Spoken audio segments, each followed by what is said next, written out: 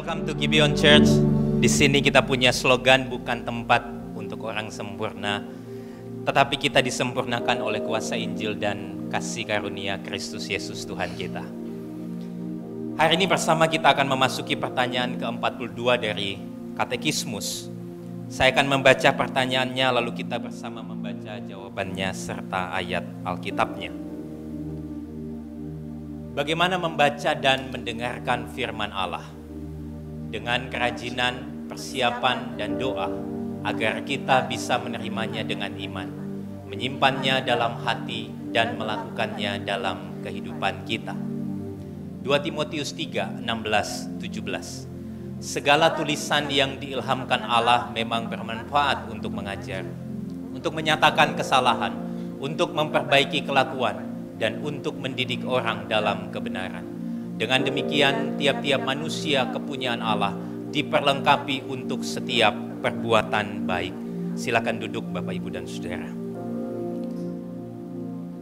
Sesungguhnya Alkitab bukanlah buku yang sama dengan buku yang lain.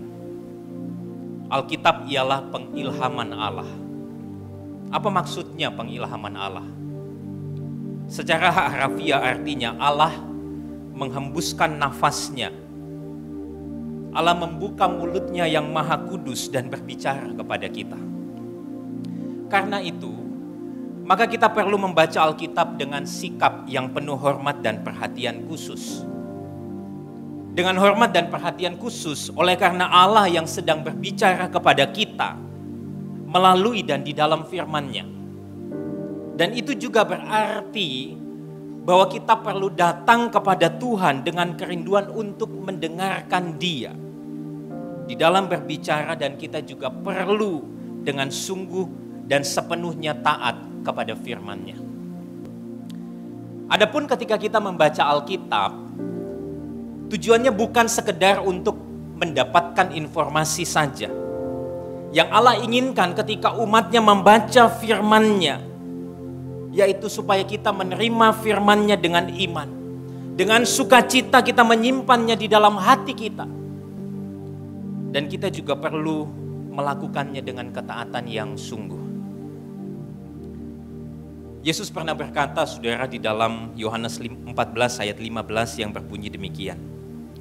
Jikalau kamu mengasihi aku, kamu akan melakukan perintah-perintahku.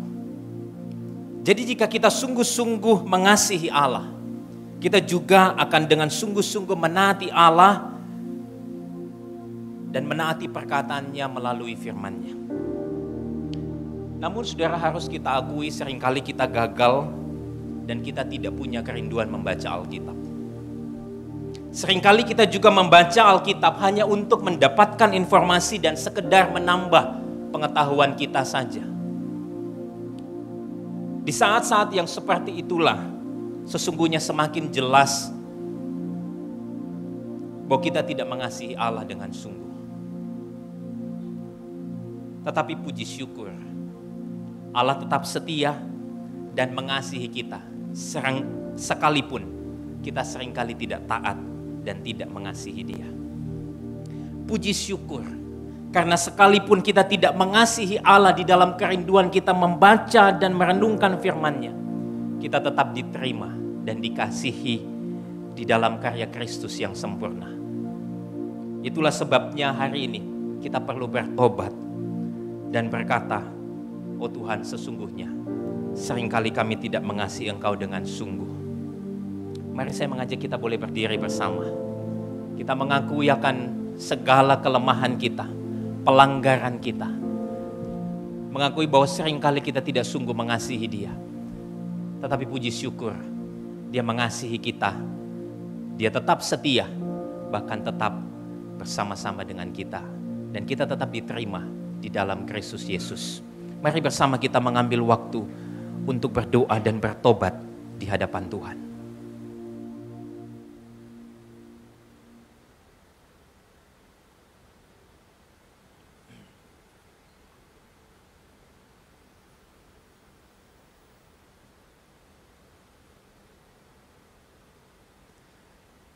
Ya Tuhan, harus kami akui bahwa seringkali kami gagal kami tidak mengasihi Engkau dengan sungguh.